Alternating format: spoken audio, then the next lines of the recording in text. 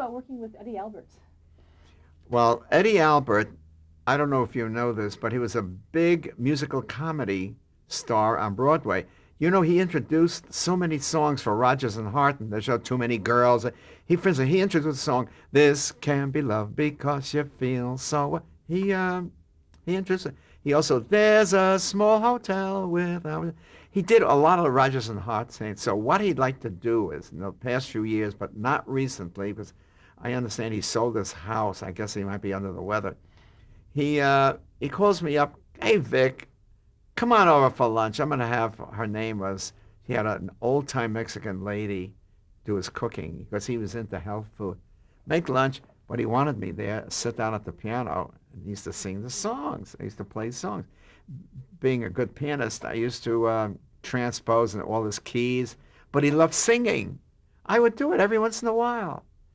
And then he and Ava were in the museum, wax museum. I forget where it is. It's near the borderline somewhere near Anaheim. I don't know. I forget. I went there for the opening. It looked so real. It's amazing what they do. And but Eddie was a good singer. He also sang Miss Liberty.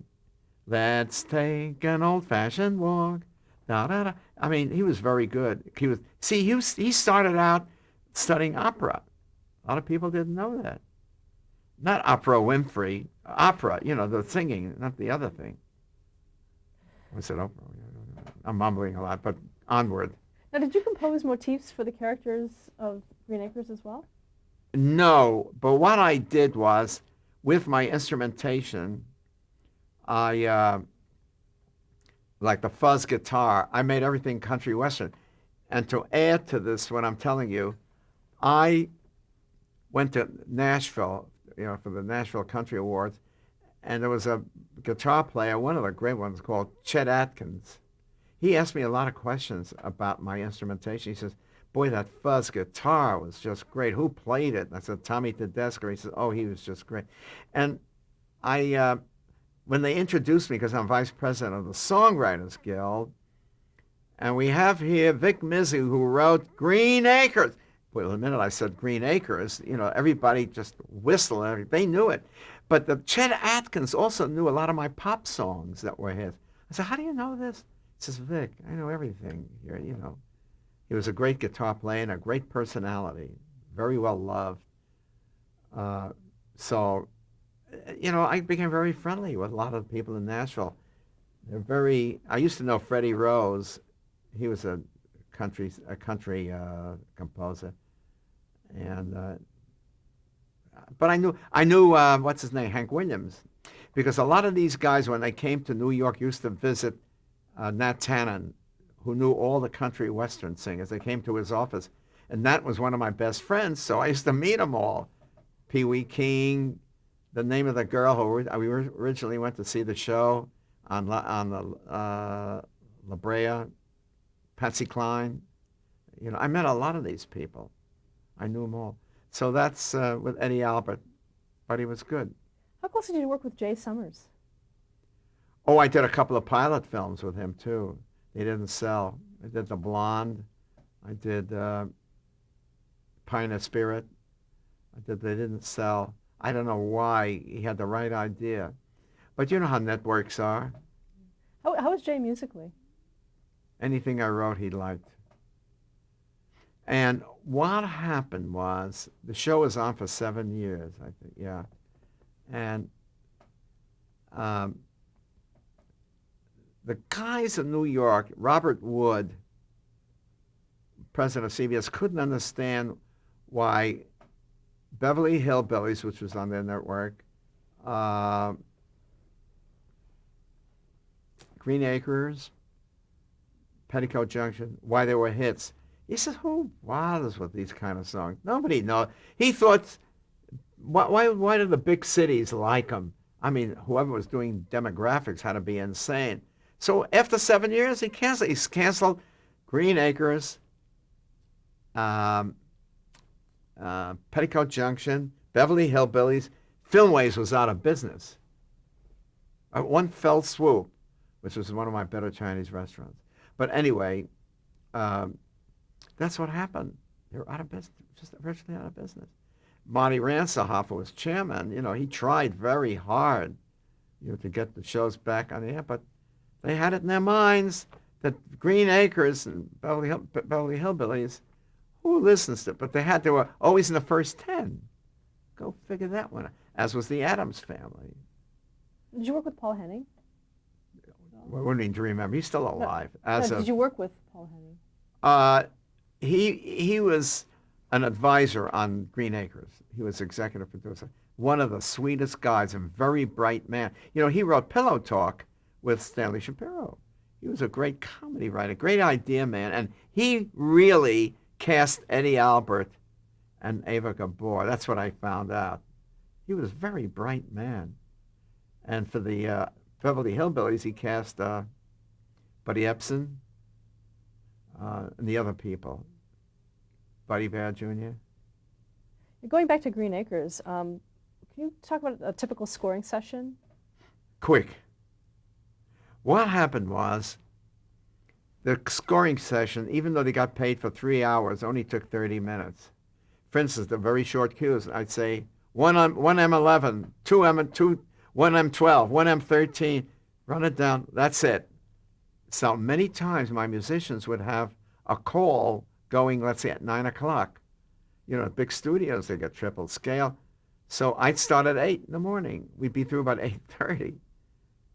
It was the easiest scoring job there was. Nobody worked as quickly as I did. You see, musicians in California who are so great, they get restless when it starts going to take 9, take 10. Oh, what is it? Yeah, when is it going to? They look at their watch and they get restless. So, for TV, I did The 13th Gate for Movie of the Week. That had an incident about it. Should I talk about it? It was Actually, let me just ask you one more Green Acres question. That is, sure. What is the musical legacy of the Green Acres theme song? The melody's played all over the world. In fact, it's played at sporting events. I just heard it the other day on one of the college games. Da da da da da, bang bang, da da da da da, dum dum, da da da da da da da da da da da da da. Green Acres System. And by the way, when I demonstrated the song for Eddie Albert, he imitated me.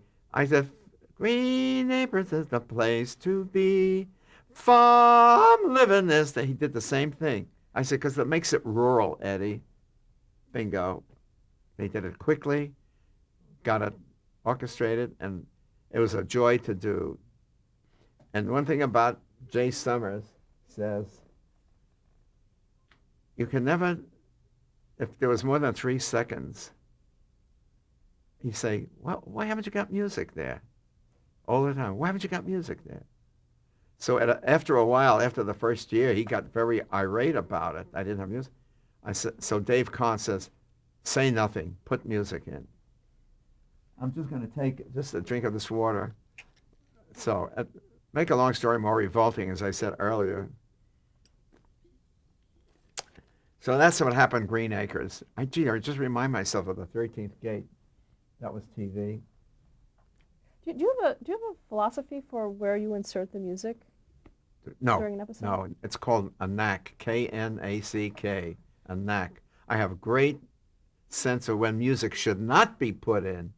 Anybody can put music in. It's when not to put music in. I've had producers say, don't you think we ought to do? Don't you think, when they start with don't you think, and I worked for the best producer, a guy called Ed Montaigne, who did all the Don Knotts pictures and other things I did in TV. And I got to tell you something, he just left it to me, or if someone said, Vic, you think we ought to have some? I said, you're right. He had a great instinct about music because he was a great producer and a director. Because he did, he did so many of the big hits, not Hikins shows with the cops, with what the devil is the name, I forget. Well, whatever. Car 54? Car 54. How did you know that? You looked in my eyes. Right. Anyway, he did Car 54. He knew all those people. Nat Hiken was one of the great comedy writers, as you very well know. He had dropped dead during The Love God. He was directing it, and he was looking at. It was done, but I think he was in the cutting room or something, and he. So, oh no, no, it was still being filmed, and Ed Montaigne took over. Before we move on to the other 60s series that you did, do you have any recollections of the Blacklist and how that affected the industry? No. Blacklist? Yeah, were you aware of it at all No. at the time? Oh, I heard about that, of course. Of course, I heard about it. But I had nothing to do with that. Being a Navy man, a veteran, I was a wounded veteran, you know. People asked me, where were you wounded? And I said, well, actually, I was wounded by a shoeshine boy on a Staten Island ferry. And, you know, that always gets a bigger reaction than I just got from you. I didn't even get a titter. I got a tatter, but not a titter. No, but no, I don't know anything about that. I know there's a lot of it going on. A lot of people kill themselves and this and that. So was it a major thing in the music industry? No, we had nothing in the music industry. Either wrote good music or bad music. Okay, let's move on to the 13th Gate. Well, what happened was I get a call from NBC to score a movie of the week for 13th Gate. My idea was to use a theremin. And the theremin is a big machine with a round antenna and a wand. As you go up, you know. The only guy playing it who did Spellbound was a podiatrist called Dr. Sam Hoffman. I call him up. I'm doing it. He says, would you at least let me see the parts before the scoring session? I said, okay. I give it him. We go to the scoring session.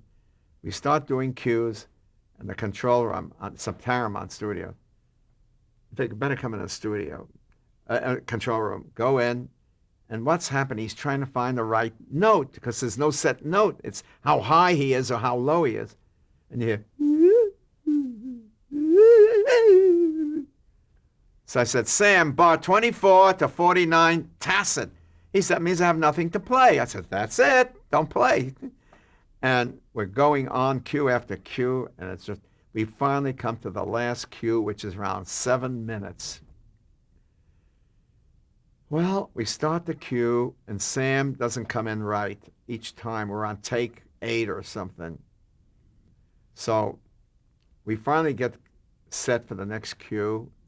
And when the cue starts, a stream or a line goes across the screen. When it hits the end, it's a pop. And that's when you start conducting. Well, we're getting ready for it, and I see Sam getting in line for the position. I said, Sam, a little higher on the lapel. You know, Jesus, he was on his lapel. Well, the musicians broke up, and they couldn't do the cue. We had to start again. Anyway, he starts off the cue. Let's say I'm in key of C. He starts off in key of E major. I let it go because the way he did it, he thought he was in key of C. It sounded more eerie and weirder and crazy because it's supposed to be about outer space. Got it? So that's what happened with the 13th Gate. What Kentucky Jones? Oh, I knew I was going to do it because Felix Jackson and Tommy Sonoff signed me to do it. And I write the theme because it was a Chinese boy that he adopts. So my theme was pseudo-Western Chinese. I played it for Felix Jackson and for Tommy Sonoff, and they loved it. And I orchestrated it, and we went on the air. We were on for about 1.5 seasons. And Dennis Weaver was such a natural actor. My God, could he act? And the little boy, it was very good, the Chinese boy. And that was that. It was just good music. A great theme. It was Asian. Did you have to do any research for something like that? No. Did you ever do any research for your music? No. For instance, I could write Eskimo music. You see, the thing is, most ethnic music has certain scales. And you find out the 4 or 5 notes, and you just write around it. You can write Chinese, Japanese. Of course, ethnic music has changed a lot because of electronic music. You know, the Japanese composers, some of them are darn good. The Chinese composers, some of them are very, very good. I'm talking about modern music because the business has changed. Because the synthesizer has just turned everything topsy-turvy. Uh, Ravi Shankar with his, well, he still plays the sitar, you know, and he's really a crackerjack player. I had a situation where I was doing a movie of the week with Eve Arden, excuse me, not Elizabeth. And it takes place with a drug raid from India. You know, one of those things you manufacture. I hire a sitar player, a regular California musician. They said he's the best. He shows up with a sitar. I'm ready for the first take, and he won't play. He says, I can't play because the rug I sit in, you know, it's a special rug. I said, isn't here yet. The cartage people that live in my guitar didn't. I said, well, for crying out loud, what are you doing? We have to make time. He says, well, I can't play the sitar unless I get the rug. So I said to the contractor, get a piece of carpeting from one of the offices. They bring it. He says, I can't. I sit on the special carpet. It went on for 1 hour. So I did every other cue without the sitar. Then the finally came. He sits on the rug, and he was great. He was a great sitar player. I'll never forget that. Everybody couldn't stop talking about the sitar player. Because occasionally I get kind of witty during a scoring session to lighten the load for these guys. Believe me, most of these musicians hate what they play. Not my music, but they don't like it. You also did some work on Petticoat Junction. Oh, I just gave a couple of cues for that. Nothing special, just some cues. I helped Dave Kahn. Whenever they needed something special, and I had my orchestra with Green Acres, I just fill it. That's all it was. F Troop? I was offered to do F Troop when I was doing Hank, but Jimmy Comack asked me, but I said, Jimmy, I can't unless you try it a week later. A week! He said, I can't wait. We have to get ready. I said, just a week, for crying out loud, because I'm doing Green Acres, I'm doing this, I'm doing Hank. So I didn't do that. That would have been a good source of it. I would have done a great job on that.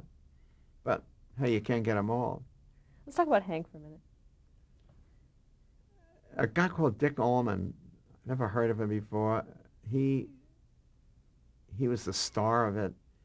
It was a guy who dreamed up stunts while not going to college. You know, one of those cutesy things.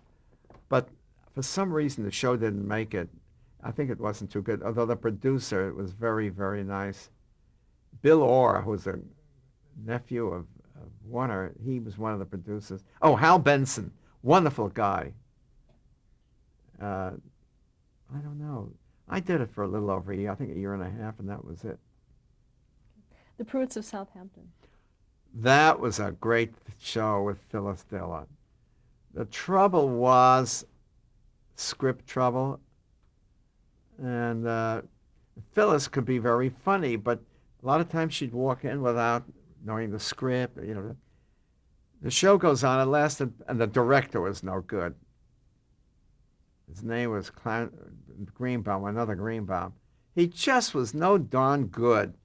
You know, they shouldn't have hired him. David Levy hired him, or he was forced to hire. I don't know. Politics enters in a lot of this stuff. But let me tell you a strange thing. About 3-4 years ago, I get my ASCAP foreign check. I open it up, you know. Pruitts of Southampton, $12,500. I call up David Levy. I said, David, I just got a huge check from England. You know, on Pruitt. He says, let me call you back. He says, guess what? They put it on the whole series on British Broadcasting because she plays the part of a snob, you know, a rich woman. It's a big hit. So after all these years, it was around 20 years later or something, 25 years later, the show goes on, bingo, it's a hit. So Phyllis also did a picture that I scored called, Did You Hear the One About the Traveling Sales Lady? And at Universal, trying to get them to get a print out of it, trouble with getting it out. she calls me up every once in a while. Vic, for crying out loud, you know everybody at Universal. Why can't we get the picture played, get a cassette? I'm trying, still trying. Mike Rogers, who's in charge of that licensing, he's trying for me. He's Shorty Rogers' son. Good guy. You know, we try everything. Right now, the Ghost and Mr. Chicken just came out, the soundtrack. The Reluctant Astronaut is following. Shaker's Gun to West. They're all going to follow all the Don Knotts pictures. And do you know anything about what I have out now? We'll talk about that a little later. Oh, you have enough film? Yeah. We're on the Pruitts of Southampton. Can you talk about the theme song that you wrote for that series? Oh, yeah. I said to Phyllis, because Phyllis could sing, sing it like you're a rich lady. Little do they know you have no money. How'd you do, how'd you do, how'd you do, my dear? What a lovely surprise we have. You like that. And Gardner, he was the main supporting actor. Actor. And he would sing it with her. Now, I also had in that show, was it Gypsy Rose Lee? Right. She was a darling woman. She also did an interview in San Francisco once a week, so I flew there one time just to do an interview with her. But she was very stately. Oh, you know, darling. You know. So one day she calls me into her dressing room and says, because I, as a kid, when I was 16, I went to a burlesque in New York. I saw her. You know, she was a big burlesque queen. Gypsy Rose Lee. Her name was Louise Hovick. But anyway, she calls me in and says, Vic, I have to ask you a personal question. Be truthful with me. Were you ever in the family called Mizzy? Ever know Bob Mizzy? I says, no, why? He says, well, he was my ex-husband. You sure? I says, no. Same name, same spelling. He says, they're in the dental supply business. I was married to him. You sure? I said, no. He says, come here, let me give you a hug. Gave me one of her D-cup hugs. And that's it. She was very sweet. And she was gone not too long after that. She had cancer. And a lot of surprise. You know, it was a different era. But Phyllis is about 87, 88 now. And she's still up there, still. Anything else on your big agenda? How about the double life of Henry Fife? Okay. David gets the script idea, and I recommended Red Buttons because I thought Henry Fife, the name Henry Fife, denoted somebody small. Henry Fife, Red Buttons at that time. He won Sayonara and all that. I says, Red's good. He's a great comedian. It'll come in handy. Two things wrong with it. The scripts weren't too good. Not the directors were poor choices. And it wasn't mounted well. But the great theme on it, that's in one of my CDs. Great theme. And Fred Clark was his foil, you know, but Fred was the kind of guy who always said, wait to see Fred Clark. Well, he was never that funny. You know, he's supposed to be. But the script wasn't that good. But it wasn't Red's fault. Captain Nice. What? Captain Nice. Captain Nice with William Downs. Yeah, what happened with that, I did the pilot for that. Then another crew of producers took over. They kept the theme, but they didn't want me to score it for some reason. So they got somebody to score it. I don't even know who, and that was that. But I did the pilot and the theme. You know, those things. It was not a good, wasn't funny. I also did, what was that other thing with Bill Castle? Oh, Don. Oh, The Busybody. Did you see that? That theme is crazy. The picture opens up on an old Warner Brother film going, shooting guys on a running board in Chicago. So I got my idea to start the picture, a soft shoe, you know, and to start knocking out the names on the screen with gunshot. Dun, da da da dun, dun, dun, dun, dun, bang, bang, bang, bang, bang, bang, bang, bang, dun, da da. As it was a contrast. And when it came to Bill Castle's name at the very end, I machine gunned the whole name. I obliterated his name. He thought it was great. What the Don Rickles show?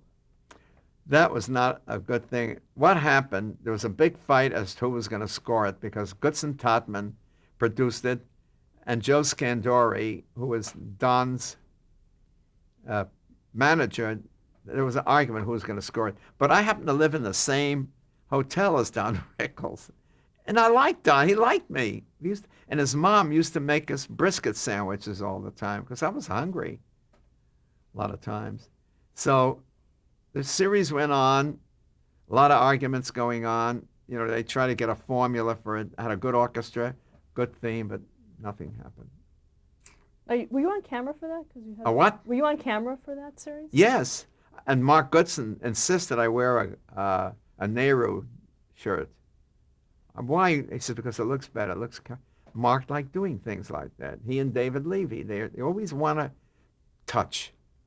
Vic, you got to wear a Nehru jacket. They were very popular, you know. So, okay, so I wore it. I'm not going to argue. You know, you get paid for it, and that's about it on that. What else you got? You must have more. You're sneaky. How about Doc with Forrest Tucker?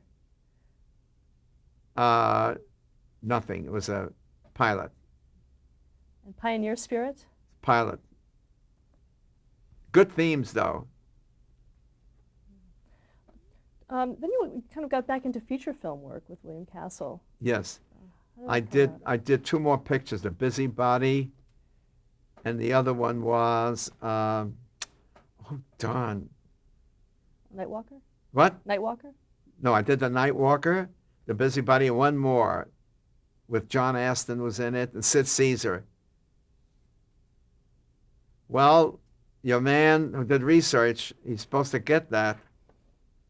But anyway, I'll think of it after you leave. What? Somebody ought to yell it from the upper rafters. I should. Well, talk a little bit about working with William Castle himself. Wonderful man. He loved anything I did. He made me feel so good. But what happened after The Nightwalker was scored, we dubbed and everything. We show it at the Hitchcock Theater, and Lou Wasserman and his coterie of people show up. And after the picture's over, Castle says to Lou, what do you think? Lou Castle says, I love that music. And he says to Joe Gerson, see that Vic Mizzy works here. I love his stuff. He's just great. And Bill Castle thought he was going to rave about the picture. Jeez, I felt terrible for Bill because Barbara Stanwyck was so good in that picture. So was Robert Taylor. They were not married. They were divorced at that time. But she was a lovely lady, sweet. From Brooklyn, New York. Stop here to change the tape.